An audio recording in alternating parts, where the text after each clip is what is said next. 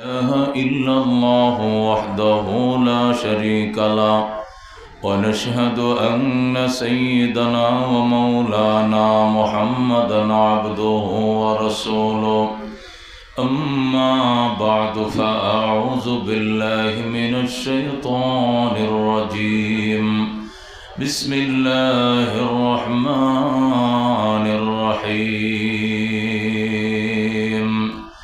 صبغة الله ومن أحسن من الله صبغة ونحن له عابدون وكان رسول الله صلى الله عليه وسلم إذا دخل رجب قال اللهم بارك لنا في رجب وشعبان وبلغنا رمضان إن الله وملائكته يصلون على النبي يا أيها الذين آمنوا صلوا عليه وسلموا تسليما اللهم صل على محمد وعلى آل محمد كما صليت على إبراهيم وعلى آل إبراهيم إنك حميد مجيد اللهم بارك على محمد وعلى آل محمد كما باركت على إبراهيم وعلى آل إبراهيم إنك حميد مجيد खिलौना समझ कर बिगाड़ो न हमको कि हम भी किसी के बनाए हुए हैं बलाल उला बिकमालिही कशफद्दुजा बिजमालिही हसनत जमीअ खसालिही सल्लो আলাইহি ওয়া আলিহি আমার যদি পাকা থাকতো উড়ে যেতাম মদিনায় নবীজির পায়ের ধুলা নিয়া মাখায় দিতাম আমার গায়ে বলা বিকমালিহি কশফদ্দুজা বিজমালিহি हसनत जमीअ खसालिही सल्लो अलैहि व आलिही मोहब्बत शद ला इलाहा इल्लल्लाह ला इलाहा इल्लल्लाह दुर्फशानी ने तेरे कतरों को दरिया कर दिया दिल को रोशन कर दिया आँखों को बीना कर दिया ला इलाहा इल्लल्लाह ला इलाहा खुद न तेजो राह पर आओ रोके हादी बन गए क्या नजर थे जिसने मुर्दों को मसीहा कर दिया ला इलाहा इल्लल्लाह ला इलाहा दुर्गा दरगा गैरुल्लाह बाजार माजार गैरुल्लाह ला इलाहा इल्लल्लाह ला इलाहा इल्लल्लाह मुहम्मदुर रसूलुल्लाह सल्लल्लाहु अलैहि वसल्लम दारुस सुन्नाह হাফিজিয়া মাদ্রাসার হাফেজ ছাত্রদের পাগড়ি প্রদান এবং অভিভাবকদের সম্মাননা পুরস্কার উপলক্ষে আয়োজিত ইসলামী মহাসম্মেলনের সম্মানিত সভাপতি সহ সভাপতি অতিথিবৃন্দ হযরত উলামায়ে কেরাম, মুরব্বিয়ান আযম, বেরাদরান ইসলাম, পর্দার আড়ালের পর্দানশীল মা ও ভগ্নীগণ, আমি এসেছি সেই ঢাকা অনেক দূর থেকে। আপনারা বিভিন্ন গ্রামাঞ্চল থেকে এখানে এসছেন আলোচনা করার এবং শোনার জন্য। যে মনিব আমাদেরকে একত্রিত করলেন, তার দরবারে আকাশ বাতাস মুখরিত করে কালিমাত শুকর আদায় করে চিৎকার মেরে বলে আলহামদুলিল্লাহ।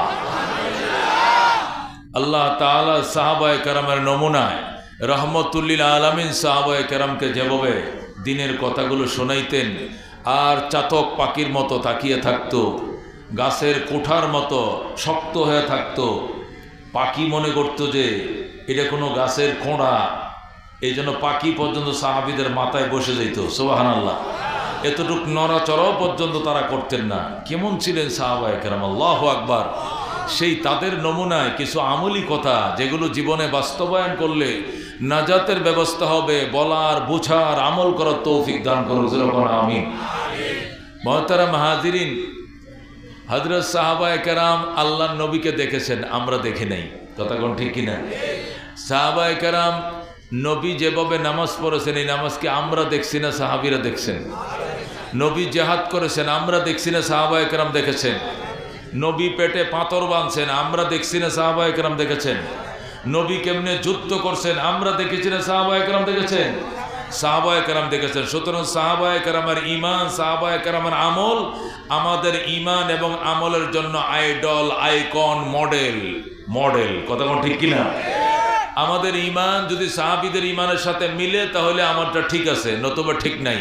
আমাদের আমল যদি সাহাবায়ে কেরামের আমলের সাথে মিলে তাহলে আছে, নতুবা এই আমল গ্রহণযোগ্য নয়। কথা কোন ঠিক কিনা? সুতরাং আজকে আমরা সাহাবায়ে কেরামের জিন্দেগির সাথে আমাদের ঈমান এবং আমলের জিন্দেগি মিলে কিনা একটু হিসাব নিকাশ মেলাবো। জরুরি কথাগুলো বুঝে আমলি জিন্দেগিতে বাস্তবায়ন করার তৌফিক দান করুক যেরকম আমিন। আমাদের ঈমানের জন্য সাহাবায়ে কেরামের ঈমান হলো মডেল, আইডল, আইকন, নকশা, নমুনা। আল্লাহ বলেন ফাইন আমিনু কামা আমানান নাস। এক আয়াতে বলছেন আমিনু কামা আমানান নাস। ও মক্কার মুনাফিকেরা, মক্কার মুশরিকেরা, ঈমান তোমরা ওইভাবে আনো যেভাবে সাহাবায়ে কেরাম ঈমান এনেছে। সুবহানাল্লাহ। আমিনু কামা আমানান নাস, তোমরা ঈমান ওইভাবে আনো যেভাবে সাহাবায়ে কেরাম ঈমান এনেছেন। তাহলে বোঝা গেল আমাদের ঈমানটা সাহাবীদের ঈমানের সাথে মিলতে হবে। কথা কোন ঠিক কিনা? আল্লাহ তাআলা অন্য আয়াতের মধ্যে ইরশাদ করেন ফাইন আমানু বিমিসলি মা আমানতুম বিহি ফাকাদ ইহতাদাউ।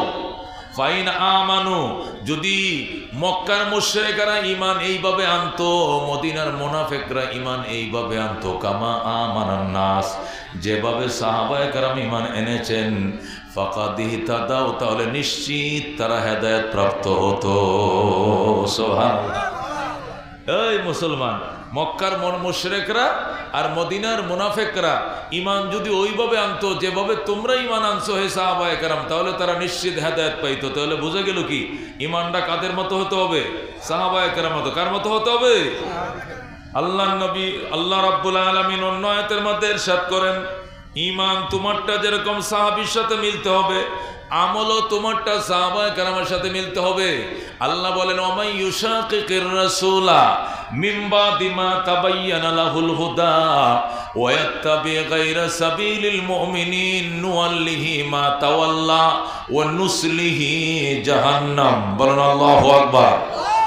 আল্লাহ বলেন ওমাই ইউশাকিকির রাসূলা, যারা রাসূলের বিরুদ্ধাচরণ করবে, মিন বাদি মা তাবায়্যানাহুল হুদা, হেদায়েত স্পষ্ট হওয়ার পরেও যারা রাসূলের বিরোধিতা করবে, ওয়ায়াত্তাবি গায়রা সাবিলিল মুমিনিন, এবং সাহাবায়ে কেরামের পথের বিরুদ্ধে নতুন পথ তালাশ করে, আল্লাহ বলেন নুওয়াল্লিহি মা তাওয়াল্লা, যেদিক যাইতে চাও তোমাকে যাইতে দেওয়া হবে, তবে মনে রাখবা ওয়া নুসলিহি জাহান্নাম, অবশেষ তোমাকে জাহান্নামের আগুনে পুড়ায় মারব। নাউযুবিল্লাহ। তাহলে সাহাবায়ে কেরামের আমলের বিরুদ্ধে আমল করতে গেলে আল্লাহ বলছেন নুয়াল্লিহি মা তাওয়াল্লা, যেদিক ফিরতে মন চায় তুমি ফিরো, যেদিক যাইতে মন চায় তুমি যাও। মন চাইলে আট্রসি যাও, মন চাইলে দেওয়ানবাগে যাও, মন চাইলে মাইজবান্ডার যাও, মন চাইলে ওই সম্যগঞ্জে যাও, মন চাইলে ভণ্ড মধুপুরীর দরবারে যাও, যেখানে যাইতে মন চায় যাও। তবে অবশেষ ওয়া নুসলিহি জাহান্নাম, অবশেষ পরিণতি তোমাকে দগ্ধ করব জাহান্নামের আগুনে। জোরে করুন নাউযুবিল্লাহ। এই আয়াত দ্বারা বোঝা গেল সাহাবায়ে কেরামের আমলের বিরুদ্ধে যাওয়ার কোনো উপায় নাই, গেলেই আগুন। কতক্ষণ ঠিক কিনা? গেলেই জাহান্নাম। এই জন্য দোস্ত, আমলও আমাদের আমল সাহাবায়ে কেরামের আমলের সাথে মিলতে হবে, কারণ সাহাবায়ে কেরামের আমল আমাদের আমলের জন্য আইডল, আইকন। কতক্ষণ ঠিক কিনা? আল্লাহ তাআলা অন্য আয়াতের মধ্যে পরিষ্কার বলে দিয়েছেন আস-সাবিকুন আস-সাবিকুন উলাইকাল মুকাররাবুন ফি জান্নাতিন নাঈম। আল্লাহ পরিষ্কার বলেছেন আস-সাবিকুন আস-সাবিকুন, যারা অগ্রবর্তী তারা অগ্রবর্তী থাকবে, যারা ঈমান আনছে আগে, ঈমান আনছে আগে, ওরা জান্নাতেও যাবে আগে। নবীর কাছে ঈমান আনছে আগে কারা? সাহাবায়ে কেরাম। কারা ঈমান আনছে? আল্লাহ বলে আস-সাবিকুন আস-সাবিকুন, অগ্রবর্তীরা অগ্রবর্তী থাকবে। অগ্রবর্তীরা কি থাকবে? অগ্রবর্তী থাকবে। অগ্রবর্তী মানে কি? অগ্র আস-সাবিকুনা বিল ঈমান আস-সাবিকুনা ফিল জান্নাহ, আস-সাবিকুনা বিল ঈমান ফাস-সাবিকুনা বিল জান্নাহ। যারা ঈমানে থাকবে আগে, জান্নাতেও থাকবে আগে। কতক্ষণ ঠিক কি না? এই জন্য আল্লাহ আস-সাবিকুন আস-সাবিকুন, অগ্রবর্তীরা অগ্রবর্তী, উলাইকাল মুকাররাবুন, তারা নৈকট্য প্রাপ্ত। তারা কি? নৈকট্য প্রাপ্ত। ফি জান্নাতিন নাঈম, নিয়ামত সমৃদ্ধ জান্নাতের ভিতরে। সুবহানাল্লাহ। তাহলে আল্লাহ তাআলা সাহাবায়ে কেরাম সম্পর্কে কেমন সুসংবাদ দিয়েছেন আর চিন্তা করেন। যারা ঈমানে আগে তারা জান্নাতেও আগে, অগ্রবর্তীরা অগ্রবর্তী থাকবে, এরা নিয়ামত সমৃদ্ধ জান্নাতে থাকবে। উলাইকাল মুকাররাবুন, তারা হবে নৈকট্য প্রাপ্ত, ফি জান্নাতিন নাঈম, নিয়ামত সমৃদ্ধ জান্নাতে। জোরে কোন সুবহানাল্লাহ। সুতরাং সাহাবায়ে কেরাম ওরা অগ্রবর্তী, ঈমানেও তারা আগে, জান্নাতেও তারা আগে, নাজ ও নিয়ামতেও তারা আগে, মর্যাদাও তারা আগে। কতক্ষণ ঠিক কিনা? এই জন্য দোস্ত, সাহাবায়ে কেরামের ঈমানকে আমাদের ঈমানের জন্য আইডল বানাইতে হবে, আইকন বানাইতে হবে, এছাড়া জান্নাতের সুঘ্রাণ পাওয়া যাবে না। তামাম দুনিয়ার সমস্ত উলামায়ে কেরাম একমত, তামাম দুনিয়ার সকল উলামায়ে কেরাম একমত। কি একমত? as-sahabatu kulluhum udul, সমস্ত সাহাবায়ে কেরাম সত্যের মাপকাঠি। বলেন কি? সত্যের মাপকাঠি। ও দোস্ত, দুনিয়া আল্লাহর নবী সাল্লাল্লাহু আলাইহি ওয়াসাল্লাম হাদিসের মধ্যে সাত করেন আসহাবি কান নুজুম ফাবিআইহিম ইকতাদাইতুম ইহতাদাইতুম। আসহাবি কান নুজুম, আমার প্রত্যেকটা সাহাবী আকাশের নক্ষত্রের মতো। ফাবিআইহিম ইকতাদাইতুম ইহতাদাইতুম, যে কোনো একটা আদনা সাহাবীর অনুসরণ করবে তুমি ডাইরেক্ট হেদায়েত পেয়ে যাবে। সুবহানাল্লাহ। বুঝছেন না সাহাবায়ে কেরাম মর্যাদা? এই জন্য দোস্ত, তামাম উলামায়ে কেরাম একমত। কি একমত?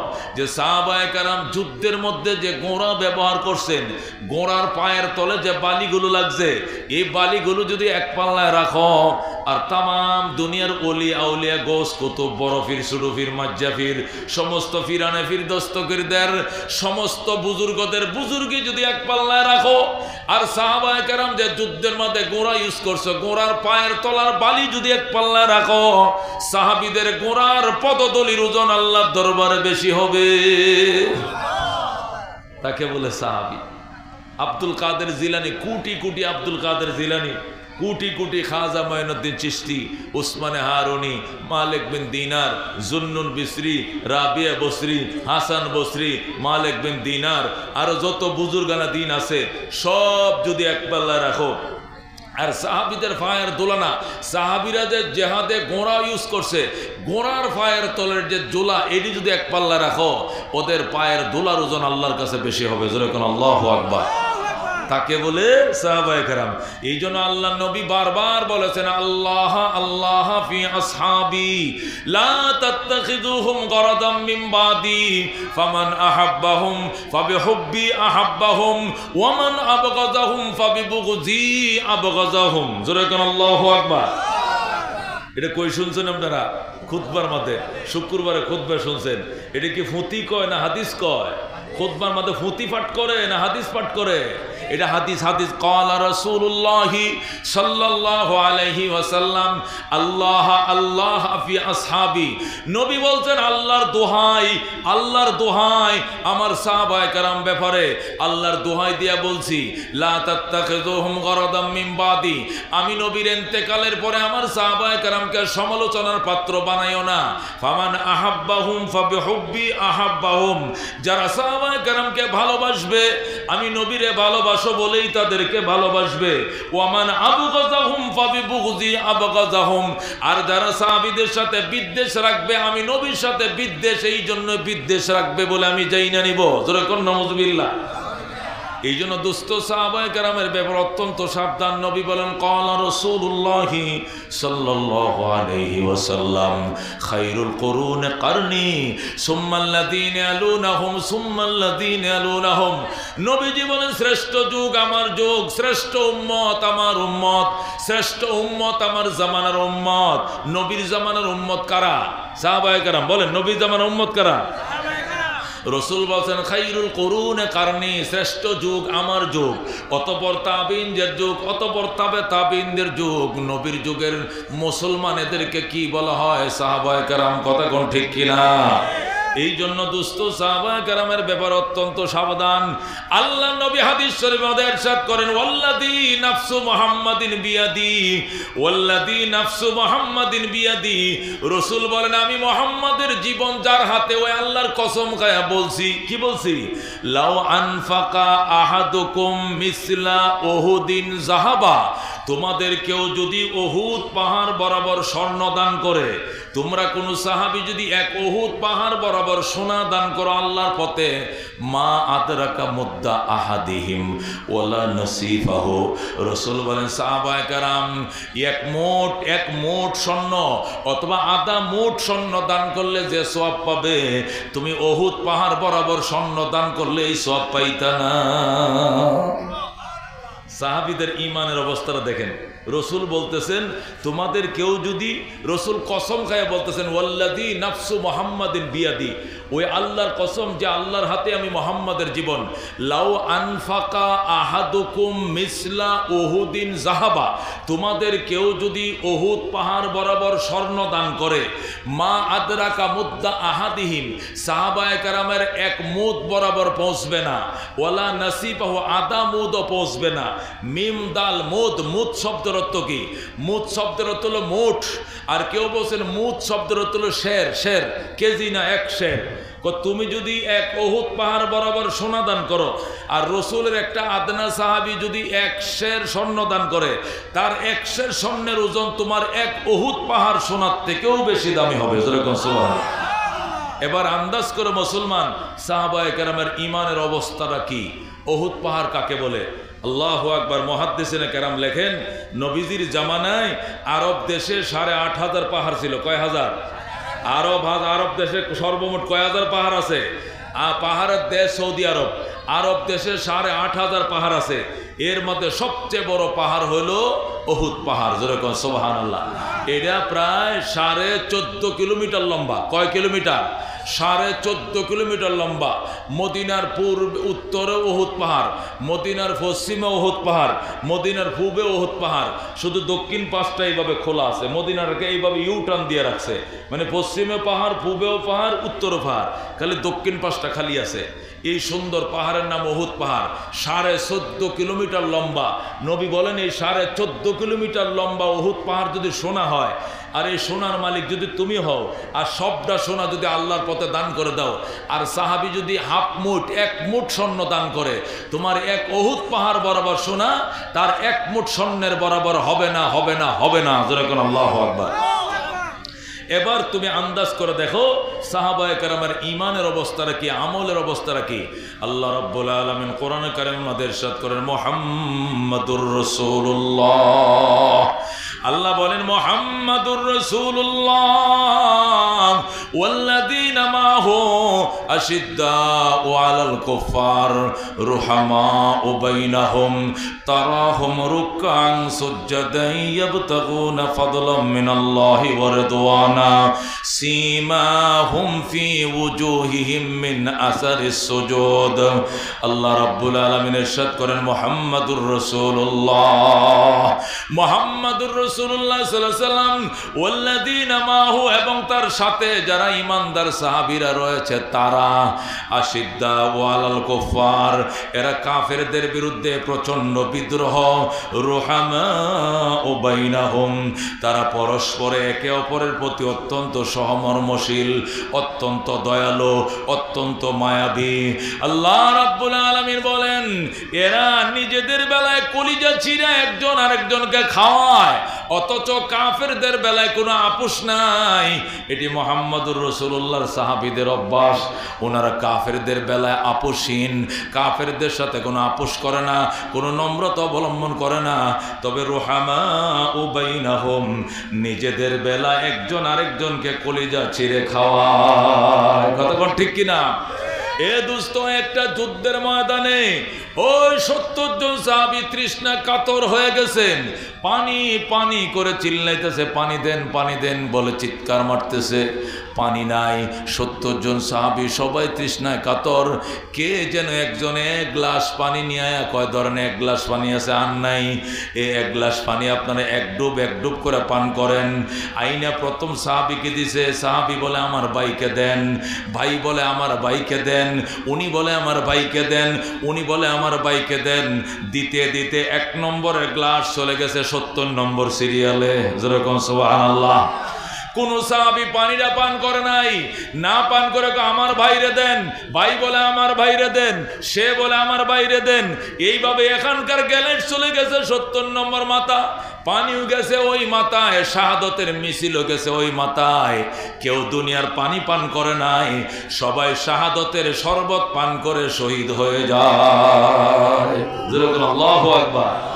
ও দোস্ত, এদেরকে বলা হয় সাহাবায়ে কেরাম। আল্লাহ বলেন ওয়ায়ুসিরুনা আলা আনফুসিহিম ওয়ালাউ কানা বিহিম খাসাসা। সাহাবায়ে কেরামের ধর্ম ছিল ওয়ায়ুসিরুনা আলা আনফুসিহিম, এরা নিজেদের উপরে অন্যদেরকে প্রাধান্য দিত। ওয়ালাউ কানা বিহিম খাসাসা, যদিও নিজেদের বেলায় অত্যন্ত দুঃসময় ছিল, দুরবস্থা ছিল, নিজের পেটে ভাত নাই, তারপর নিজের মুখে দেয় নাই, অন্য ভাইয়ের মুখে দিছে। এটি ছিল সাহাবায়ে কেরামের অভ্যাস। আল্লাহু আকবার।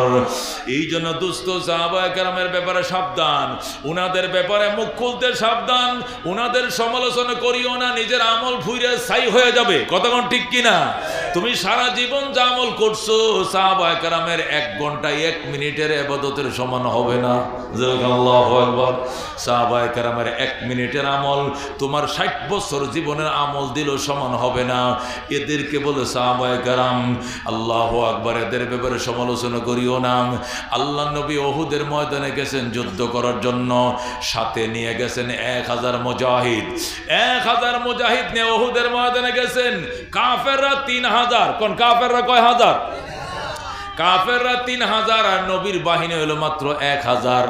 নবী কাতার সোজা করতেছেন, কাফেরদের বিরুদ্ধে যুদ্ধ শুরু হয়ে গেছে। নবীজি যখন কাতার সোজা শুরু করছেন, ওই পাশে কাফেররা, এই পাশে ইমানদাররা।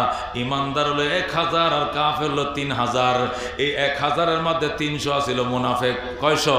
300 ছিল মুনাফেক।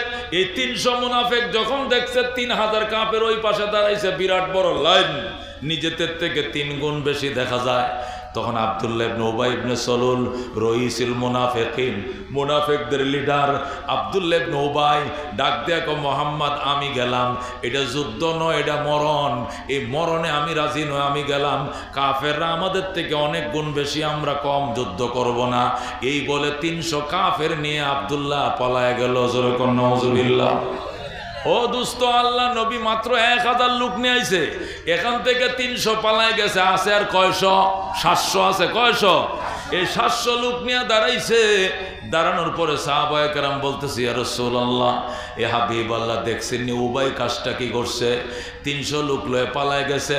এরা তো পালায় নাই, আমার মনোবলটা নষ্ট করে দিয়ে গেছে, আমাদের দুঃসাহসটা ধ্বংস করে দিয়ে গেছে। এটা কোনো কাজ করলো নি, আপনি আল্লাহর কাছে বদদুয়া দেন। আল্লাহ নবী ডাক দেখো, আল্লাহ তুমি তো সব কিছু দেখছো, কিভাবে ওরা পলায় গেল। এরা যদি যুদ্ধ না করে তাহলে না আসলেই তো পারতো, কিন্তু ময়দানে আইসা কেন এখন পালিয়ে গেল, তোমার কাছে বিচার দিলাম। আল্লাহ রাব্বুল আলামিন ডাক দিয়া কয়, আমার বন্ধু এই জন্য টেনশন করিয়েন না, আপনি পেরেশান হয়েন না।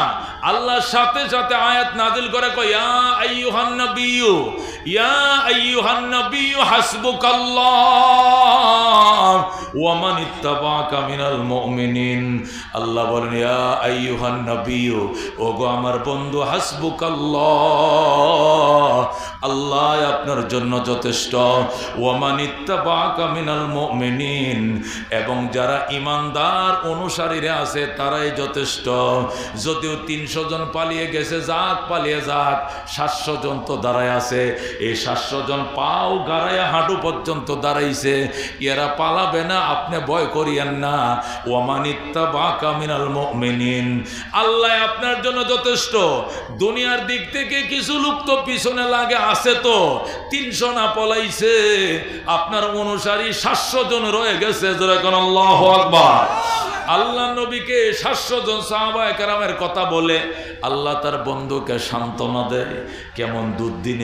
কেমন দুর্দিনে আল্লাহ সাহাবীদের কথাগুলো বলে। এবার আন্দাজ করে দেখো সাহাবায়ে কেরামের মর্যাদা কত বেশি। যেরকম আল্লাহু আকবার।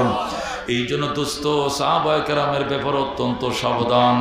আল্লাহ রাব্বুল আলামিন বলেছেন, রাদিয়াল্লাহু আনহুম ওয়া রাজু আনহু, আল্লাহ তাদের প্রতি সন্তুষ্ট, তারাও আল্লাহর প্রতি সন্তুষ্ট। যেরকম সুবহানাল্লাহ।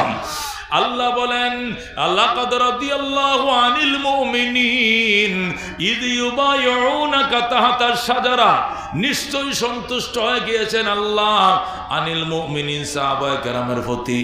ইয ইউবাইউনাকা, যখন সাহাবায়ে কেরাম শপথ বাক্য পাঠ করছিলেন, তাহতাশ শাজারা, আপনার হাতে গাছের তলে বৈশা, গাছের নিচে বৈশা, ওই যে বায়াতে রেজওয়ান করছিল সাহাবায়ে কেরাম, ওই সাহাবীদের প্রতি আমার আল্লাহ সন্তুষ্ট। যেরকম আল্লাহু আকবার। বারবার আল্লাহ বলছেন, আমি এদের প্রতি সন্তুষ্ট, ওরা আমাদের প্রতি, আমি আল্লাহর প্রতি সন্তুষ্ট।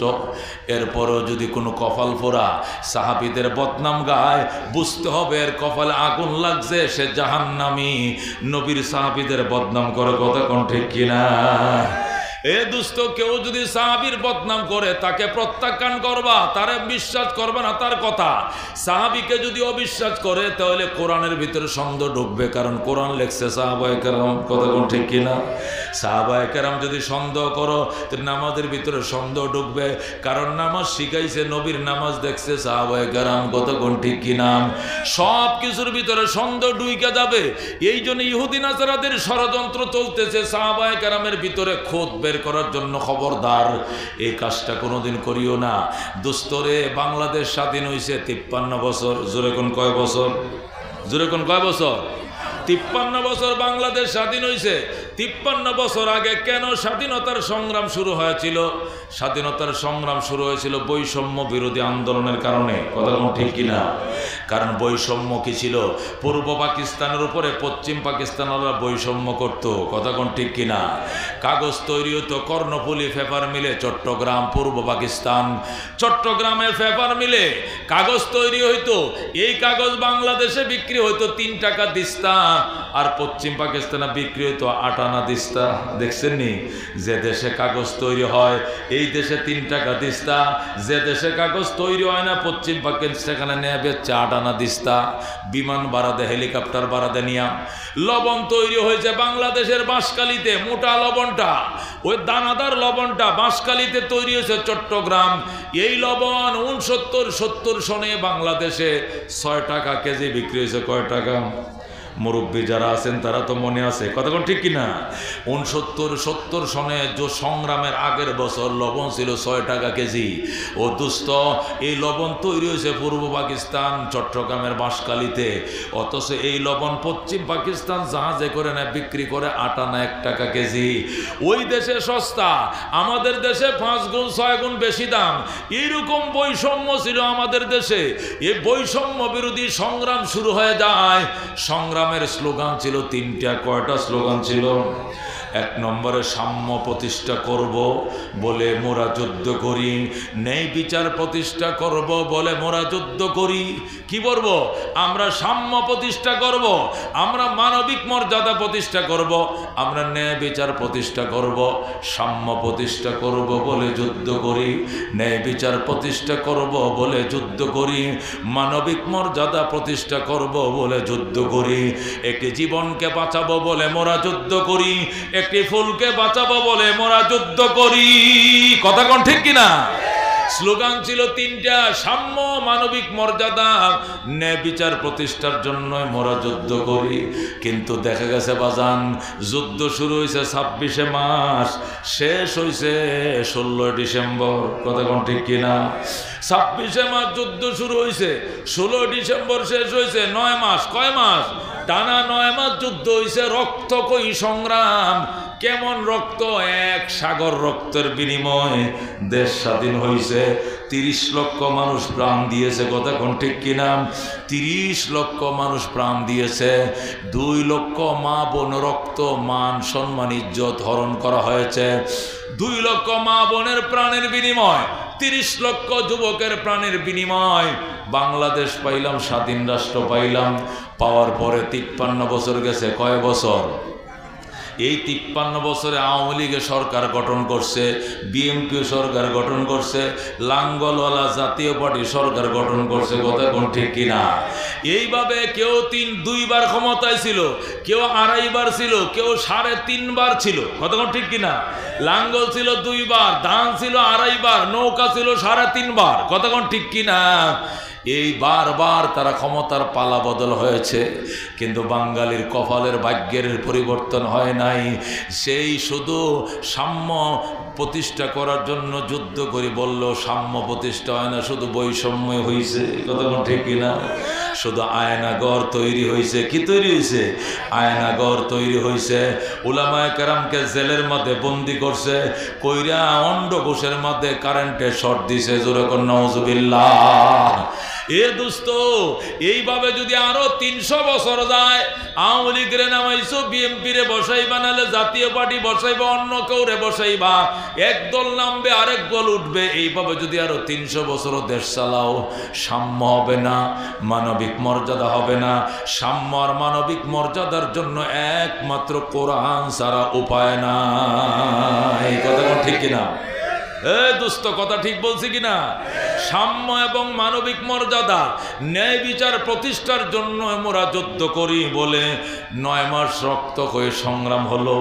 এরপরে 53 বছর দেশ শাসন হলো। বিভিন্ন দল দেশ শাসন করেছে, একবারও আলেম ওলামা শাসন করে না। এই কথা কোন ঠিক কিনা? তারপরেও শুধু বৈষম্য দেখলাম, তারপরেও শুধু আয়নাগর দেখলাম, আয়নাগর দেখলাম, আয়নাগর দেখলাম। কথা কোন ঠিক কিনা? ও দুস্থ, সাম্য, মানবিক মর্যাদা, ন্যায় বিচার দেখি নাই। আরো যদি 300 বছর এইভাবেই শুধু ক্ষমতার পালা বদল হয়, ন্যায় নীতির পরিবর্তন না ঘটে, তাহলে বাজান এই শুধু নতুন করে আবার আয়নাগর তৈরি হবে। নতুন যারা যাবে তারা আবার বানাবে, আগেরটার থেকে এবারটা আরো দামি আয়নাগর হবে। কথা কোন ঠিক কিনা? এই জন্য দুস্থ, একমাত্র উপায় আল্লাহর কোরআন প্রতিষ্ঠা করতে হবে। ওই সাহাবায়ে কেরামের নমুনা, সাহাবায়ে কেরাম যেভাবে আল্লাহর কোরআন প্রতিষ্ঠা করেছিলেন। কথা কোন ঠিক কিনা? দোস্ত, সাহাবায়ে কেরাম আল্লাহর কোরআন প্রতিষ্ঠা করেছিলেন কিভাবে? হযরত ওমর ফারুক রাদিয়াল্লাহু তাআলা আনহু 2,55,00,000 বর্গ মাইল নিজের দখলে নিছেন। জোরে আল্লাহু আকবার। বাংলাদেশ মাত্র 1,55,000 বর্গ মাইল। 1,55,000 বর্গ মাইল হলো বাংলাদেশ। অথচ ওমরের দেশ সেটা ছিল 2,55,00,000 বর্গ মাইল। এই 2,55,00,000 বর্গ মাইলের পৃথিবী হযরত ওমর শাসন করেছেন। মানুষের উপরে বৈষম্য দূরের কথা, একটা পশু পর্যন্ত একটা পশুর উপরে বৈষম্য করার সাহস পায় না। কথা কোন ঠিক কিনা? হযরত ওমর শুয়ে রয়েছে মদিনায় খেজুর গাছের তলায়, আর সেখান থেকে 1,500 মাইল পশ্চিমে আফ্রিকার জঙ্গল থেকে হরিণ আর সিংহ নাইমে আইছে পানি পান করার জন্য নদীর ঘাটে। গালে গাল মিলে হরিণ আর সিংহ পানি খায়, ও সিংহে হরিণের দিকে তাকানোর সাহস পায় না। সুবহানাল্লাহ। হরিণ ডাক দেখো মামা, আগে তো আপনাদের অত্যাচারে জঙ্গলে থাকতে পারি নাই, শুধু দৌড়ে দৌড়ে আঙ্গুরে ধরছেন আর খাইছেন, এখন এত বড় পরহেজগার কেমনে হইলেন মামা? হরিণ জিজ্ঞায় কারে? সিংহরে জিজ্ঞায়, ও মামা আগে তো আপনাদের অত্যাচারে জঙ্গলে থাকতে পারি নাই, শুধু দৌড়াইছেন আর লাফ দিয়ে ধরে খপ করে খাইছেন, এখন এত বড় পরহেজগার হইলেন। গালের সাথে গাল মিলাইয়া, আমি কি খাইছি? সাগরে ফানি ফান করছি, নদীর ফানি। একটু আমার দিকে তাকাইলেন না? বাকি না ভালো আছি না মন্দ আছি একটু জিজ্ঞাইলেন না? কারণটা কি? সিংহ ডাক দেয়া কয়, বাকি না কথা কম কম, হযরত উমরের শাসন চলছে, হযরত উমরের শাসন চলছে, কথা কম কম। মানুষ দূরের কথা, একটা পশু পর্যন্ত পশুর উপরে বৈষম্য করার সাহস পায় না। ঠিক কি না?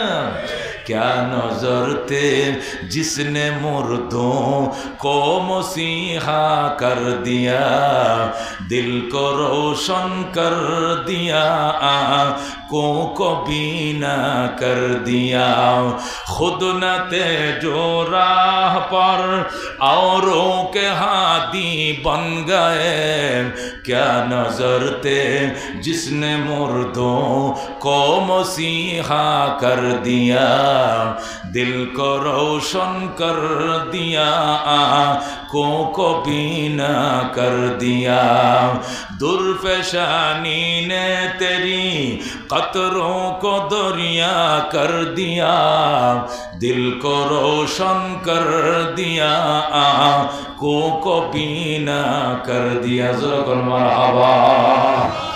এ দুষ্ট হযরত ওমর ফারুক রাদিয়াল্লাহু তাআলা আনহু মদিনায় খেজুর তলায় শুয়ে রয়েছে।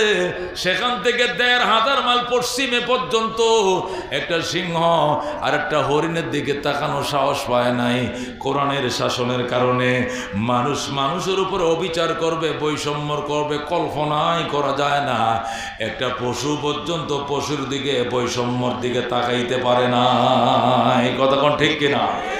হযরত ওমর ফারুক রাদিয়াল্লাহু তাআলা আনহু অর্ধেকটা জাহান ক্ষমতায় নেওয়ার পর জেরুজালেম কর্তৃপক্ষের কাছে সিডি লাগছে, ও জেরুজালেম কর্তৃপক্ষ, আমি খলিফাতুল মুসলিমিন আমিরুল মুমিনিন ওমর বলছি, বাইতুল মুকাদ্দাসটা আমার হাতে তুলে দিতে হবে। জেরুজালেম ওয়ালা চিঠি লিখছে, জাহাপনা আসেন, আসা মাত্র বিনা রক্তপাতে বাইতুল মুকাদ্দাসের চাবিকাঠি আপনাকে বোঝায় দেওয়া হবে। ওমর কো আমাকে আসতে হয় কেন? তোমরা এসে দিয়ে যাও। কো স্যার আপনাকে একটু দেখতাম, আপনি কেমন মায়ের সন্তান, আপনি কোন আদর্শ দিয়ে দুনিয়াটাকে শাসন করেন, আপনি কি অস্ত্রের জোরে দেশ শাসন করেন, নাকি চরিত্রের দূরে, নাকি আদর্শের গুণে, কি গুণে দেশ শাসন করেন দেখতে চাই। এই কথা বলার পরে ওমর রওনা করছে। ওমরের সাথে গোলাম আছে। ওমর ডাক দেখো, গোলাম উট রেডি করো, গোলাম উট রেডি করো। গোলাম উট রেডি করছে। হযরত ওমর উটের ফিডে উঠে বসছে, গোলাম লেগাম ধরে টানো টানতেছে। 3 মাইল পর্যন্ত গেছে। 3 মাইল যাওয়ার পর এবার ওমর ডাক দেখো, গোলাম দাঁড়াও। গোলাম কয় কেন? দাঁড়া বেটা। গোলাম দাঁড়াইছে। ওমর লাফ দিয়ে নামছে, নাইমে কয় লেগামটা আমার হাতে দাও, তুমি এবার উঠে বসো। গোলাম রে উটের ফিডের উপরে বসাইয়া অর্ধেক জাহানের বাদশাহ লেগাম ধরে আরো 3 মাইল টানে। আল্লাহু আকবার। এ দোস্ত, এটাকে বলা হয় সাম্য, এটাকে বলা হয় মানবিক মর্যাদা, এটাকে বলা হয় মানবিক মর্যাদা, ন্যায় বিচার। কথা কোন ঠিক কিনা? গোলাম উটের ফিটের উপরে উঠছে, উইটা দোয়া ইউনুস পড়তাছে লা ইলাহা ইল্লা আনতা সুবহানাকা ইন্নী কুনতু মিনাজ জালিমিন। উমর কয় তুই মুসিবতের কালমা পড়েছ কেন? কি মুসিবত তোর উপরে? কম মুসিবত তো কিছু না, আসমান ভাঙ্গিয়া পড়তে পারে আমার মাথার উপরে, না হলে ঠাডাও ফালতে পারে আল্লাহ। কারণ অর্ধেক জাহানের বাদশা উমর, বেহেশতি মানুষ লাগাম ধরে টানে, আর আমি গোলামের ঘরে গোলাম উটের উপরে বইসে রইছি, আল্লাহ ঠাডা ফালবো মাথার উপরে। এই জন্য দোয়া ইউনুস পড়তাছে আল্লাহ যেন ঠাডা না ফালায়। যেরকম আল্লাহু আকবার। ওমর ডাক দেখো গোলাম কথা কম কবেডা, তোর কবরে তুই যাবি, আমার কবরে আমি যাব, আমার কবরে তুই যাইবি না, তোর কবরে আমি যাব না। হাসরের ময়দানে যদি আল্লাহ জিজ্ঞাসা করে ওমর তোমাকে যে রক্ত মাংসতে বানাইছিলাম, গোলাম রে তো একই রক্ত মাংসতে বানাইছিলাম, তুমি সারা রাস্তা বসা ছিল আর গোটা রাস্তা গোলামে লেগাম ধরে টানছে, তাকে কেন একটু শান্তি দাও নাই? আমি জবাব দিতে পারবো না। এই জন্য 3 মাইল গোলামে টানবে, এরপরে 3 মাইল উমর নিজেই টানবে, অন্য কিছু হবে না। আল্লাহু আকবার। গোলাম কয়টা কেন? কয়টা নবী শিখাইছে, এটা কোরআন থেকে শিখছি। আল্লাহু আকবার। এইভাবে বদলাইয়া বদলাইয়া যাইতে যাইতে সর্বশেষ সিরিয়াল একদম জেরুজালেম পৌঁছে গেছে। সর্বশেষ সিরিয়াল আইছে, উমরে টানবে, গোলামে বসবে। এখন গোলাম ডাক দেয়া কয় শোনো, গোলাম ডাক দেয়া কয় স্যার এই সিরিয়ালটা আমারে দিয়া দেন, যাওয়ার টাইমে আপনি মরুভূমির মধ্যে ডবল টাইম নেন। এখন আমি টানি কারণ আপনাকে মালা পরাইতে আইব, আইসা তো আপনারা চিনব না, আমারে মালাটি পরাই দিবে, মনে করবে আমি হলাম বাদশাহ আপনি গোলাম, এই জন্য লেগামটা আমার হাতে দেন। ওমর কয় চুপ কর, এটাই আদর্শ, এটাই মানবিক মর্যাদা, এটা দেখানোর জন্য আমি আইছি। এই আদর্শ দেখেই তো ইহুদিরা কালমা পড়ে মুসলমান হয়ে যাবে। জোরে বলো আল্লাহু আকবার। হযরত ওমর জেরুজালেম পৌঁছে গেছে। সর্বশেষ জেরুজালেম কর্তৃপক্ষ, ইহুদি নাসারা মন্ত্রী মিনিস্টাররা যখন মালা পরানোর জন্য দাঁড়ায় রইছে, হযরত ওমর লাগাম ধরে টানতাছে, গোলাম বয়ে রইছে, সবাই মালা পরাইতেছে গোলাম রে। সবাই মনে করছে গোলাম হইল কি বাদশাহ, আর যিনি লাগাম টানে হইল গোলাম, কিন্তু লাগাম টানতেছে হযরত ওমর, আর গোলাম বইসে রয়েছে, গোলাম রে মালা পরায়। গোলাম গো আমি না, আমি না, আমি বাদশাহ নয়, বাদশাহ উনি, উনারে মালা পরান। আল্লাহু আকবার। যখন বলছে উনি বাদশাহ, জেরুজালেম কর্তৃপক্ষ অবাক হয়ে গেছে, বলে কি বাদশাহ আবার লাগাম টানে কেমনে? ওমর কয় এইটাই ইসলাম, এটাই মানবিক মর্যাদা, এটাই সাম্য। এই সাম্যই রহমতুল্লিল আলামিন থেকে আমরা শিখছি, আর এই সাম্যের জোরে, মানবতার জোরে আজকে হযরত ওমর অর্ধেকটা জাহানের বাদশাহ হয়েছি। আল্লাহু আকবার। এই জন্য দোস্ত, আল্লাহর জমিনে যতদিন আল্লাহর আইন কায়েম না করবা, লাঙ্গল দিয়ে সাজাইছো দেশ, নৌকা দিয়ে সাজাইছো দেশ, দান দিয়ে সাজাইছো দেশ, কম বেশি সবাই তো দেশ শাসন করছে, কথা কোন ঠিক কিনা? আল্লাহ ডাক দেখো সব রং দে তুমি দুনিয়া সাজাইছ, সব রং দে বাংলাদেশ সাজাইছ, আমি আল্লাহর রং কোরআন দিয়ে একবার সাজাও। এই জন্য ওই আয়াতটা আজকে তাফসিরের জন্য নিয়েছে, সিবগাতাল্লাহ। আল্লাহ বলেন সিবগাতাল্লাহ, ওয়ামান আহসানু মিনাল্লাহি সিবগাম ওয়া নাহনু লাহু আবিদুন। আল্লাহ কো সিবগাতাল্লাহ, নৌকা দিয়া সাজাইছো সাজে নাই, দান দিয়া সাজাইছো সাজে নাই, লাঙ্গল দিয়া সাজাইছো সাজে নাই। আল্লাহ কো ইসবাগু বিসিবগাতিল্লাহ, আমি আল্লাহর রং কোরআন দিয়া সাজাও। ওয়ামান আহসানু মিনাল্লাহি সিবগা, এত সুন্দর রং আর জগতে পাইবা না, আল্লাহর কালারের মতো উত্তম কালার আর পাইবা না। আল্লাহর রং দিয়া দুনিয়াকে রঙিন করো এবং বলো নাহনু লাহু আবিদুন, আমরাও আল্লাহর ইবাদতকারী গোলাম। সুবহানাল্লাহ।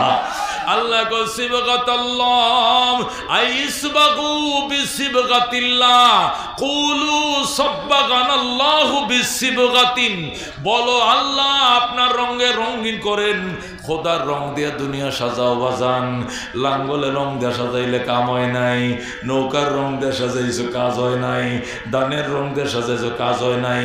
আল্লাহ কো সিবগাতাল্লাহ, আমি আল্লাহর রং দিয়া বাংলা সাজাও, এত সুন্দর রং আর জগতে পাইবা না। কতক্ষণ ঠিক কিনা? এই জন্য দুস্থ সব মার্কা দেখা শেষ, আল কোরআনের বাংলাদেশ। কতক্ষণ ঠিক কিনা? জোরে কোন, সব মার্কা দেখা শেষ, আল কোরআনের নারায়ে তাকবীর, নারায়ে তাকবীর। সব মার্কা দেখা শেষ, আল কোরআনের বাংলাদেশ, নারায়ে তাকবীর। এই জন্য আল্লাহ ডাক দেখো, কদ রব্বুকা আল্লাহ তা'বুদু ইল্লা ইয়া ওয়া বিল ওয়ালিদাইনি ইহসানা। আল্লাহ বলেন আমার বন্ধু, কদ রব্বুকা, আপনার রব সিদ্ধান্ত নিছেন দুইটা। কয়টা সিদ্ধান্ত?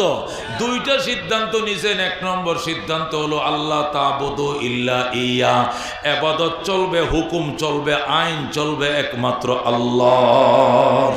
জোরে কোন আইন চলবে কার? জোরে কোন আইন চলবে কার? এই বাড়ির মালিক কে? আসমান জমিনের মালিক কে? যার বাড়ি তার আইন না চললে শান্তি হবে? এই মধুপুরে 4 তলা বিল্ডিং আছে কিনা? জোরে কোন 5 তলা বিল্ডিং আছে কিনা? টাঙ্গাইলে 6 তলা বিল্ডিং আছে কিনা? ঢাকা শহরে 12 তলা 20 তলা বিল্ডিং আছে কিনা? একটা বিল্ডিং যদি 20 তলা হয় তাহলে 40টা ফ্ল্যাট। কটা ফ্ল্যাট? জোরে কোন। একটা বিল্ডিং যদি 20 তলা হয় তাহলে ফ্ল্যাট কটা? 40টা। মানে 40টা ফ্যামিলি থাকতে পারে। এক গ্রামের মানুষ এক বিল্ডিং এ থাকতে পারে। কতক্ষণ ঠিক কিনা? আচ্ছা, 40টা ফ্ল্যাটের মধ্যে মালিক থাকবে কয়টার মধ্যে? একটা। কয়টার থাকবে? একটা, নাহলে 2টা থাকবে, ঠিক কিনা? বাকি সব ভাড়া। এই কতক্ষণ বাকি কি? তাহলে ভাড়াটিয়ার সংখ্যা বেশি না মালিকের সংখ্যা বেশি? ভাড়াটিয়ার সংখ্যা বেশি। কিন্তু আইন চলে কার? এই ভাড়াটিয়ার আইন চলে কি? মালিকের আইন চলে। কার আইন চলে? বাড়িওয়ালা লিখে রাখছে রাত 11:30 গেট বন্ধ। কে লিখে রাখছে? ভাড়াটিয়া লেখছে না বাড়িওয়ালা লেখছে? বাড়িওয়ালা লেখছে 11:30 গেট বন্ধ। গেট বন্ধই হবে। তুমি ভাড়াটিয়া এসে যদি 12টা বাজে দাঁড়ায় থাকো, খোলেন খোলেন, কত সকালে এসেন সকালে এসেন, এখন খোলা হবে না। কতক্ষণ ঠিক কিনা? তাহলে দুস্থ, একটা বিল্ডিং এ যদি 40টা ফ্ল্যাট থাকে, একটাতে বাড়িওয়ালা থাকে আর 39টা ভাড়া থাকে, 39 জনে মিললে যদি মিছিল করে বাড়িওয়ালার বিরুদ্ধে, কাজ হবে না। আইন চলবে কার? বাড়িওয়ালার। কথা ঘটে কিনা?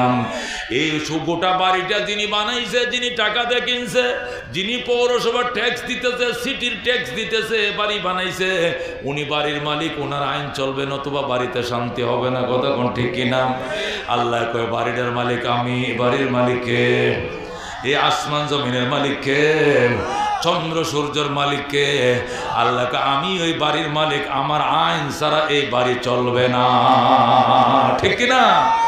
আল্লাহ পরিষ্কার বলতেন, ইয়া মাশারাল জিন্নি ওয়াল ইনস, ও জিন এবং ইনসান শোনো, আমার বাড়িতে থাকলে আমার আইন মানতেই হবে। যদি মানতে মন না চায় তাহলে চেষ্টা করে দেখো আমার বাড়ি ছেড়ে অন্য কোথাও চলে যাও। কই যাইবা? লা তানফুজুনা ইল্লা বিসুলতান, যাওয়ার জায়গা নাই, যেখানে যাইবা সেখানে দেখবা রাজত্ব চলছে আমি আল্লাহর। কথা ঠিক কিনা? এই জন্য দুস্থ, আল্লাহ সিদ্ধান্ত নিয়ে ফেলছেন। 1 নম্বর সিদ্ধান্ত, আইন চলবে কার? ইবাদত চলবে কার? 2 নম্বর সিদ্ধান্ত, বিল ওয়ালিদাইনি ইহসানা, খেদমত চলবে, মা বাবার খেদমত চলবে কার? জোরে কোন, খেদমত কার চলবে? শ্বশুরের খেদমত চলবে, পীর বাবার খেদমত চলবে, ডাক্কিয়া বাবার, উকিল বাবার, বান্ডারি বাবার, ল্যাংটা বাবার খেদমত চলবে, জনমদাতা মা বাবার। ঠিক কিনা? আল্লাহ নবী বলছেন, হুমা জান্নাতুকা ওয়া নারুকা, মা বাবাই তোমার জন্য জান্নাত, ওই মা বাবাই তোমার জন্য জাহান্নাম। মা বাবার খেদমত করছো, মা বাবা দোয়া করছে, কপালে লেখা লো তুমি জান্নাতি।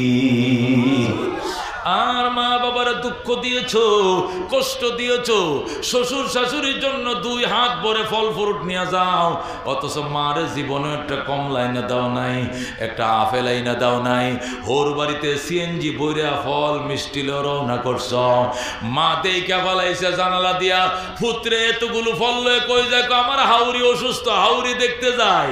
মা ডাক দেখ, আল্লাহ 10 মাস 10 দিন পেটে রাখছিলাম, জীবনে খালি কমলা এনে দেয় নাই, আর আজকে শুনছে শাশুড়ি অসুস্থ, 10 প্রকারের ফল ফ্রুট মিষ্টি সমসম লয়া যায়। তোমার দরবারে বিচার দিলাম, সাথে সাথে জান্নাতের নামটা কাইটা দিবে আমার আল্লাহ। নাউজুবিল্লাহ। এই জন্য দোস্ত আল্লাহ বলছেন 2টা বিষয় আমি ফয়সালা করে ফেলছি, রেজিস্ট্রেশন করে ফেলছি, রেজুলেশন করে ফেলছি। 1 নম্বর বিষয় হলো ইবাদত চলবে কার? বান্ডারির সামনে সজদা নাই, বট গাছের নিচে সজদা নাই, মাজারে কোনো সজদা নাই, খাজা বাবা লেংটা বাবার নামে সজদা নেই। সজদা কার জন্য? একমাত্র আল্লাহ। আর 2 নম্বরে খেদমত চলবে, মা বাবার খেদমত কার চলবে? নবী বলেন, রেজার রব্বে ফি রিজাল ওয়ালিদাইন ওয়া সাখাতুর রব্বে ফি সাখাতিল ওয়ালিদাইন। আল্লাহর সন্তুষ্টি মা বাবার সন্তুষ্টির উপর নির্ভরশীল, আল্লাহর অসন্তুষ্টি মা বাবার অসন্তুষ্টির উপর নির্ভরশীল। সুতরাং মা বাবার খেদমত করো, দোয়া লও, কপালে লেখা লো তুমি জান্নাতি। সুবহানাল্লাহ। আল্লাহ নবী বলেন, ক্বালা রাসূলুল্লাহ সাল্লাল্লাহু আলাইহি ওয়াসাল্লাম, ইন্নাল জান্নাতা তাহতা আকদামিল উম্মাহাত। আল্লাহ নবী বলেন, জান্নাত মা বাবার পায়ের নিচে। যেরকম কার নিচে? ইন্নাল জান্নাতা তাহতা আকদামিল উম্মাহাত। জান্নাত মা বাবার পায়ের নিচে। আল্লাহু আকবার। এর অর্থ কি বাজান? এর অর্থ হলো এই, যতই ইবাদত করো, যতই বন্দেগী করো, মা বাবার থেকে ফরসা না পাইলে তুমি জান্নাত পাইবা না। তুমি জমির দলিল করতে গেছো, দলিলের কপি আছে, বায়া দলিল আছে, সব আছে, মাঠ রেকর্ড আছে, সব কিছু আছে, কিন্তু নাইবের একটা ফরসা নাই। খাজনার 300 টাকা, 375 খাজনার একটা রসিদ নাই।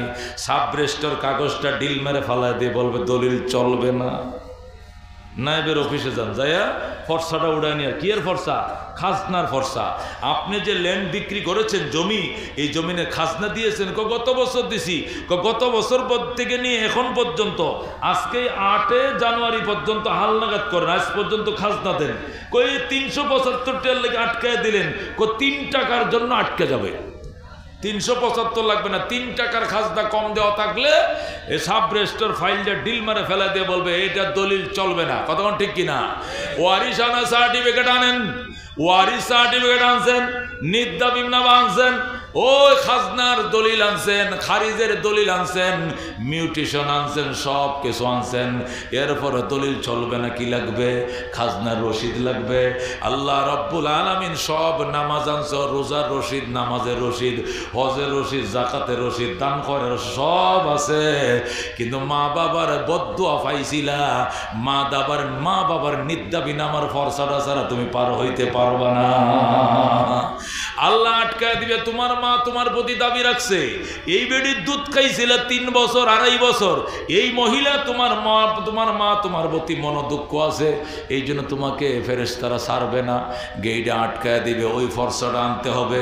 তখন মা বাবার কাছে যাওয়ার পর মা বাবা যদি নিদ্দাবি নামা দেয়, অটোমেটিক একটা ফরসা বের হয়ে আসবে।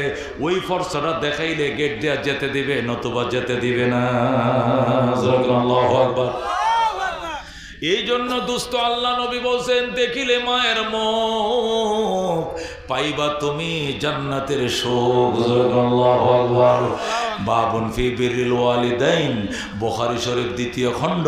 এই যে শাইখুল হাদিসরা এখানে বসা, বুখারী শরীফ 2য় খণ্ড, বাবুন ফি বিররিল ওয়ালিদাইন, পিতামাতার সাথে সদাচরণের যে চ্যাপ্টার, ওই চ্যাপ্টার মধ্যে ইমাম বুখারী আনছেন, যে ব্যক্তি মা বাবার দিকে মহব্বতের নজরে তাকাইব, নজরটা ফিরানোর আগেই কবুল হজের সওয়াব। সুবহানাল্লাহ। সাহাবী দাঁড়ায় বলে, ইয়া রাসূলুল্লাহ, ইয়া হাবিবাল্লাহ, নজর ফিরানোর আগেই যদি কবুল হজের সওয়াব হয়, তাহলে আমরা তো 51 ভুক্ত ফ্যামিলি, আমরা এখন আলোক বিলোক হই নাই, জুদা হই নাই, কি হই নাই, জুদা হই নাই, আলোক হই নাই, একসাথে আছি, যৌথ ফ্যামিলি, জয়েন্ট ফ্যামিলি, একসাথে খাই, একসাথে ঘুমাই, মার চেহারা বাবার চেহারা ডেলি তো বারবার দেখি, বারবার দেখলে বারবার হজের সওয়াব হবে নি। নবী বলছেন, ওয়ালাউ কানা ফিল ইয়াউমি মিয়াতু মাররা, যদি একদিনে তুমি 100 বার মা বাবার চেহারার দিকে তাকাও, আল্লাহ তোমার 100টা কবুল হজের সওয়াব দিবেন। আল্লাহু আকবার। এই জন্য দুস্থ খবরদার, মা বাবার ব্যাপারে অত্যন্ত সাবধান, মা বাবা যেন কষ্ট না পায়, মা বাবার কথা সবসময় খেয়াল রাখবা। আমার নবী নিজের মারে পায় নাই, 6 বছর বয়সে মা হারাইছে, এই জন্য বড় হইয়া মার আদরটা নিজের দুধমা হালিমা সাদিয়ার নবী করছে। নিজের মা আমিনা মারা গেছে, দুধমা হালিমারে নবী আদর করছেন। চিঠি লিখতেন, মা গো মা, মদিনায় বেড়ায় যাও। হালিমা সাদিয়া সে তায়েব থেকে মক্কায় আসতো, তায়েব থেকে মদিনায় যাইতো, যায় নিজের পালক পুত্র দেখে আইতো, দুধের সন্তানরা দেখে আইতো। আর নবী নিজের চাদরটা বিছায়া দিয়ে বলতেন, মা এখানে আপনি বসেন, আপনার বুকের দুধ খায়া আল্লাহ আমি মুহাম্মাদরে বড় বানাইছে। সুবহানাল্লাহ। এই জন্য খেদমত চলবে কার? মা বাবার। যেরকম কার? এটা আল্লাহর সিদ্ধান্ত। নবী বলেন, ওয়ালা তাউকান্না ওয়ালিদাইক, মা বাবার নাফরমানি করিস না। ওয়াইন আমারাকা আন তাখরুজা মিন আহলিকা ওয়া মালিকা, নবী কওয়ালা তাউকান্না ওয়ালিদাইক, মা বাবার নাফরমানি করিও না। ওয়াইন আমারাকা, যদিও তোমার মা বাবা তোমার হুকুম করে, আন তাখরুজা মিন আহলিকা ওয়া মালিকা, বউ ছেড়ে দেওয়ার জন্য, সম্পদ ছেড়ে দেওয়ার জন্য, বউ ছাড়তে হবে, সম্পদ ছাড়তে হবে, তবু গো মা বাবা ছাড়া যাবে না। আল্লাহু আকবার। এ দুস্থ হযরত ইব্রাহিম আলাইহিস সালাম থাকতেন ফিলিস্তিনে, আর ইব্রাহিমের ছেলে ইসমাইল থাকতেন মক্কায়। কই থাকতেন? মক্কায়। মক্কা থেকে ফিলিস্তিন প্রায় 1500 মাইল। কয়শো মাইল? 1500 কিলোমিটার। মাইল না, 1000 মাইল। 1500 কিলোমিটার। ফিলিস্তিন থেকে মক্কা 1000 মাইল, মানে 1500 কিলোমিটার। ইসমাইল থাকে মক্কায়, ইব্রাহিম থাকে ফিলিস্তিনে। ও মুসলমান, হযরত ইব্রাহিম ফিলিস্তিনে থাকে, মাঝে মাঝে 1 বছর 2 বছরের মাথায় মক্কায় যায়। হযরত হাজেরা ইন্তেকাল করছে, ছেলেটাও বড় হয়েছে। ইব্রাহিম চিন্তা করছেন আমার ছেলেটার বিয়ে করানোর দরকার, চিন্তা করতেছেন। হঠাৎ করে মক্কার মানুষ ইসমাইলকে বিয়ে করায় দিছে, মক্কার সমাজের লোকেরা ইসমাইলকে বিয়ে করায় দিছে। হযরত ইসমাইল বিয়ে করে বাবার কাছে চিঠি লেখছে, বাবা গো তোমার ইসমাইল বিয়ে করছে, পুত্রবধূ দেখা যাও, পুত্রবধূ দেখা যাও। হযরত ইসমাইল বউয়ের সাথে দেখা করে নাই, ঘরের বাহিরে যায় চিঠি লেখছে, বাবা গো তোমার ইসমাইল বিয়ে করছে, পুত্রবধূ দেখা যাও। হযরত ইব্রাহিম আলাইহিস সালামের বয়স 120 বছর। কয় বছর? 120 বছরের বোরাম হযরত ইব্রাহিম আলাইহিস সালাম ঘোড়ার উপরে সওয়ার হইয়া ফিলিস্তিন থেকে মক্কার উদ্দেশ্যে রওনা করছে। 1500 মাইল রাস্তা, 1500 কিলোমিটার রাস্তা। হযরত ইব্রাহিম আলাইহিস সালাম প্রায় 1 মাস পার হইয়া তিনি মক্কা নগরে আইছেন। আইসা ইসমাইলের ঘরের দুয়ারে দাঁড়ায় ডাকে, ইসমাইল রে, আমার ইসমাইল, আমি একটা বৃদ্ধ মানুষ, অনেক দূর থেকে আসছিলাম, দরজা খোলো, আমাকে তুমি আগায় লও। ইসমাইল বাড়িতে নাই, ইসমাইল ঘরে নাই। এই জন্য ইসমাইল কোনো জবাব দেয় না। অনেকক্ষণ পর 2-3 বার ডাক দেওয়ার পর ইসমাইলের বউ ডাক দেয়া, কে আপনি? ইসমাইল, ইসমাইল কয়ে ডাকেন কেন? আমি ইসমাইল, আমারে আসতে বলেছে, আমাকে আসতে বলেছে পুত্রবধূ দেখার জন্য, এই জন্য আমি এসেছি। মহিলা ডাক দেয়া কয়, ইসমাইল বাড়িতে নাই, এখন ঘরে ঢুইকেন নাম, চলে যান, ইসমাইল আসলে পরে আইসেন। জোরে কোন নাউজুবিল্লাহ। মহিলা কয়, ইসমাইল বাড়িতে নাই, এখন ঘরে ঢুকা যাইবে না, পরে আইসেন। হযরত ইব্রাহিম আলাইহিস সালাম চলে গেলেন আর বললেন, মা আমার ইসমাইল আসলে কইও, আমি আবার আসবো গো মা। আর কইও ইসমাইলের ঘরের চৌকাটটা ভালো নয়, চৌকাটটা যেন তাড়াতাড়ি বদলাইয়া লয়। সুবহানাল্লাহ। হযরত ইব্রাহিম ডাক দিয়া কয় মা আমার ইসমাইল কই? আমি জানি না, ইসমাইল ঘরের বাহিরে ঘরে নাই, কোথায় গেছে জানি না, কবে আসবে জানি না, কেমন চলছে সংসার সুবিধার না, নতুন সংসার কেমন ভালো নয়। ইব্রাহিম ডাক দিয়ে কয় মা তোমার একটা কথার মধ্যে রস নাই কষ নাই, তুমি এমন কেন গো মা? ঠিক আছে মা আমি গেলাম, আমার ইসমাইল আসলে কইও আমি আবার আসবো গো, আর কইও ইসমাইলের ঘরের চৌকাটটা ভালো নয়, চৌকাটটা যেন তাড়াতাড়ি বদলাইয়া লয়। সুবহানাল্লাহ। এ দুষ্ট হযরতে ইসমাইল আলাইহিস সালাম ইব্রাহিম যেই কথা বলে চলে গেছে, একটু পরে ইসমাইল বাড়িতে আসছে। বাড়িতে আইসা ডাক দেয়া কয় ইসমাইল ঘরে আইসা গো বিবিরে আমার আব্বাই আইছিল নি? কয় না। আইসে। তুমি জানো কেমনে? আমার বাবার গ্রান, মেশকের গ্রান আমার নাকে লাগতেছে। আমার বাবা আল্লাহর খলিল ইব্রাহিম তিনি যে রাস্তা দিয়ে হাইটা যায় মেশকের সুগ্রান চড়ায়, আমার বাবা আসছিল। আমার বাবাই কই? তোমার বাবা তো চলে গেছে, তুমি কি আমার বাবারে থাকতে বলো নাই গো? না। আদর করো নাই গো? না। যতন করো নাই গো? না। নাস্তা দাও নাই গো? না। ওজুর পানি দাও নাই গো? না। কি সর্বনাশ করলা তুমি? আমার বাবা আল্লাহর খলিল ইব্রাহিম আসছে, যিনি এই বাইতুল্লাহ নির্মাণ করেছেন, যিনি ছিলেন বাইতুল্লাহর মিস্ত্রি। আমি ইসমাইল ছিলাম জুগাইল্লা। আমার এইভাবে আসছে, আমার ওই বাবা আসছে, তারপরেও তুমি সমা আচর করো নাই, যতন করো নাই। ইসমাইলের বউ কয় তুমি বাড়িতে নাই, আমি তারে ঘরে ঢুকতে দেই নাই। ইসমাইল কান্দে, বাবা গো তুমি বড় কষ্ট পাইছো বাবা, আমারে ক্ষমা করে দাও বাবা, অনেক দিন পর্যন্ত তোমাকে দেখি না, একটা অজুহাতে তোমাকে আনছিলাম, খবর দিয়াম, কিন্তু তোমাকে দেখার ভাগ্য হয় নাই। ইসমাইল যখন কান্দে বিবি ডাক দেখো তোমার আব্বা আবার আসবেন, তোমার আব্বা বলে গেছেন আবার আসবেন। আর কি বলছেন? আর বলছেন আমাদের ঘরের চৌকাটটা নাকি ভালো নয়, তাড়াতাড়ি যেন ওই চৌকাটের কাঠটা যেন বদলাইয়া লাও। ইসমাইল ডাক দেখো বিবি আমার বাবা দরজার চৌকাট বদলাইতে কয় নাই, আমার বাবাই বলছে ফ্যামিলির চৌকাট 3 তালাক দেয়া বিদায় করে দেওয়ার জন্য। জোরে বলো আল্লাহু আকবার। আমার বাবা দরজার চৌকাট বদলাইতে বলে নাই, আমার বাবা বলছে ফ্যামিলির চৌকাট 3 তালাক দেওয়ার জন্য, বিদায় দেওয়ার জন্য। 1 2 3 চলে যাও বাপের বাড়ি। ইসমাইল সাথে সাথে বিবিরে 3 তালাক দিয়ে বিদায় করে দেয়। 3 তালাক দিয়ে বিদায় করে আবার বনু জুরহুম গোত্রে তিনি বিয়ে করেন। সুবহানাল্লাহ। মক্কার সম্ভ্রান্ত একটা পরিবার, সম্ভ্রান্ত একটা ফ্যামিলি, বনু জুরহুম গোত্র। ওই গোত্রের মধ্যে ইসমাইল এবার নিজে দেইকে শূন্য একটা মেয়ে বিয়ে করছে। এবার মেয়েটা বড় ভালো।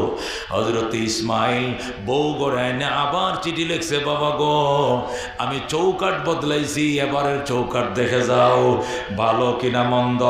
চিঠি পাওয়া মাত্র ইব্রাহিম আবার রওনা করছে ইসমাইলের বাড়িতে। আইসা আবার ডাকতেছে, ইসমাইল রে আমার ইসমাইল, আমি নতুন চৌকাট দেখতে আসছিলাম, দরজা খোলো। আজকেও ইসমাইল বাড়িতে নাই, আল্লাহর কুদরত বোঝার নাই, ইসমাইল দাওয়াতের কাজে চলে গেছেন, ইসমাইল বাড়িতে নাই। ইব্রাহিম ডাকতেছে, বাবা আমার ইসমাইল দরজাটা খুল। ইসমাইল তো ঘরে নাই। ইসমাইলের বিবি ডাক দেখো, বাবা গো আপনি নি আল্লাহর খলিল? কয় হ। ঠাস করে দরজাটা খুইলাম, ইসমাইলের বিবি ইব্রাহিমের কদমে পড়ে যায়, নিজের শ্বশুরের পায়ে পড়ে যায়, আর শ্বশুরকে সালাম জানায়, আর ডাক দেখো আব্বা যান আপনাকে দেখি না, আপনার অনেক প্রশংসা শুনছি, আমার স্বামী রাতের পর রাত আপনার প্রশংসা করে রাত কাটায় দেয়, আপনার গল্প কত শুনছি গো আব্বা যান, দেখার ভাগ্য হয় নাই, আমার ভাগ্য কত ভালো আপনাকে দেখার সুযোগ পাইছি। আসেন বাবা ঘরে ঢুকেন। ইসমাইলের ঘরে ঢুকবেন, অনুমতির দরকার নাই। এই বলে হযরতে ইসমাইলের বিবি তার শ্বশুরকে ঘরে টাইনা নিয়ে আরো শুরু করছে। ঘরের দিকে নিয়া, ঘরের দরজায় নিয়ে জলচকির মাথায় বসাইছে, বসাইয়া বালতি নিয়ে জমজম কুয়ার দিকে দৌড় দিছে। জমজম কুয়ার থেকে পানি আইনা হযরতে ইসমাইলের বিবি জমজম কুয়ার থেকে পানি আইনা এক হাতে পানি ডালেন, আর এক হাতে শ্বশুরকে ওযু বানায় দেয়। সুবহানাল্লাহ। দুস্থ হযরত ইব্রাহিম ইব্রাহিম অত্যন্ত খুশি, এক হাতে পানি ডালে আরেক হাতে পাউডি ধুয়া দেয়। ইব্রাহিম ডাক দেয়া কয়, মা ও মা, গামছা লো, তোয়ালি লো, আমার পাও হাত মুখটা মুছে দাও। ইসমাইলের বিবি নিজের মাথার চুল দিয়া সাথে সাথে শ্বশুরের পাউডি মুছে দেয়। ইসমাইলের বিবি ডাক দেয়, আব্বা জান, কিসের গামছা, কিসের তোয়ালি? আমি আমার মাথার কেশ দিয়ে আপনার পাও মোবারক মুইছা দিলাম। নিজের মাথার চুল দিয়া শ্বশুরের পাউডি মুইছা দেয়। হাইরে ইব্রাহিম খুশি। ইব্রাহিম ডাক দেখো, মাগো আমার ইসমাইল কই? আছে। কবে আসবে? দেরি হবে না। আমার ইসমাইল কেমন আছে? অনেক ভালো আছে। তুমি কেমন আছো? মা আলহামদুলিল্লাহ অনেক ভালো। মাগো সংসার কেমন চলছে? অনেক সুখের সংসার গো। হযরত ইব্রাহিম খুশি হয়ে কয়, মা আমি গেলাম, আমার এখানে থাকা নিষেধ, আমি আবার আসবো গো মা। ইসমাইলের বিবি দরজার ফাতারে দাঁড়ায় কয়, বাবা গো আমি আপনাকে যাইতে দিমু না, আপনাকে আমি যাইতে দিব না। ইসমাইলের আগের বিবি আপনাকে চলে যাইতে দিয়েছিল, এই জন্য ইসমাইল এক মুহূর্ত তারা রাখে নাই। আমি আপনাকে যাইতে দিব না, আপনি থাকেন, আপনার ছেলে ইসমাইল আসলে দেখা করে পড়ে যাবেন। ইব্রাহিম ডাক দেখো, মা এখানে থাকা নিষেধ আমার। মাগো আমি গেলাম, আমি কথা দিলাম আবার আসবো, আমি আবার আসবো গো মা।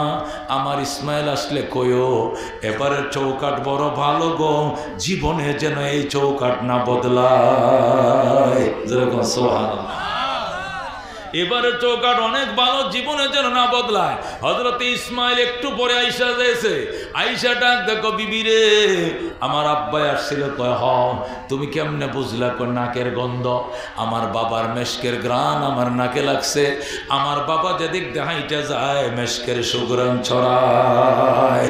খেদমতে মা দর পে দর কুন সুহসাম, তাকে বাসি দর্দ আলম নেকে নাম, हर के खदमत कर दे हूँ मखदूम शुद, हर के खुद राती दे हूँ महरूम शुद। खिदमत माँ दर पे दर कुन इख्तियार, ताके बाशी दर्द आलम बख्तियार। हकीमुल उम्मत मुजद्दिद मिल्लत अशरारी थानवी লেখেন, মা বাবার খেদমত করো গো, পাঁচটা জিনিস পাইবা। কয়টা? যেরকম কয়টা? এক নম্বরে দীর্ঘ হায়াত পাইবা, 100 বছর, 90 বছর, 95 বছর হায়াত পাইবা। মা বাবার দোয়া যদি লাইগা যায়, যেরকম সুবহানাল্লাহ। 2 নম্বরে বড় বড় মুসিবত থেকে আল্লাহ তোমার মা বাবার দুয়ার উসিলে তোমাকে বাঁচাবে, বড় বড় বিপদ আপদ থেকে আল্লাহ তোমাকে বাঁচাবে। 3 নম্বরে মা বাবার দোয়া যদি পাও, আল্লাহ তোমাকে সম্মানের চেয়ার দিবে। তুমি সভাপতি হইবা, সহসভাপতি হইবা, পরিচালক হইবা, মুতামিম হইবা, মুফতি হইবা, বক্তা হইবা, মুফাসসিরের কোরআন হইবা। মা বাবার খেদমত করো গো, আল্লাহ তোমাকে সম্মানের চেয়ার দিবেন। 4 নম্বরে মা বাবার খেদমত করো গো, আল্লাহ তোমাকে মক্কা মদিনা যাওয়ার ভাগ্য দিবে। সুবহানাল্লাহ। মা বাবার খেদমত যারা করছো, যতই গরিব হও না কেন, এমন ব্যবস্থা আল্লাহ করে দিবে। হঠাৎ করে হজ করতে পারো না, উমরার জন্য 1 লাখ টাকার ব্যবস্থা হয়ে গেছে। হঠাৎ করে এমন কলা ধরছে, এমন আনারস ধরছে, এমন ফসল ফলছে, আঙ্গুল ফুলে কলা গাছ, একসাথে টাকা জমা দিয়া তুমি মদিনার যাত্রী হয়ে গেছে। কথা কোন ঠিক কিনা? আব্দুল আলিম মুর্শিদি গান গাইতো, মার কাছে ডাক দেয়া কয়, মা আমি 19টা গান লেখছি, আমি আর গান গাইব না, আমি নামাজ রোজা শুরু করব, মদিনায় যাব। মা ডাক দেয়া কয়, শোন আমি মায়ের কথা শুনে একটা গান লেখ মদিনার নামে, এক গানে খোদায় তোরে মদিনায় নিয়ে যাবে। যেরকম সুবহানাল্লাহ। আব্দুল আলিম কয়, মা ভালো করে দোয়াটা করবা তো? হ্যাঁ ইনশাআল্লাহ, আমি মা দিলের থেকে দোয়া করবো, আমি তোর মন থেকে দোয়া করবো, তুই মদিনার নামে একটা গান লেখ, এক গানে মদিনায় যাবে, আমি মায়ের দোয়ার বরকতে। যেরকম আল্লাহু আকবার। তখন আব্দুল আলিম গান লেখছে, মনে বড় আশা ছিল যাব মদিনায়, কাফেলাতে কে যাও তুমি,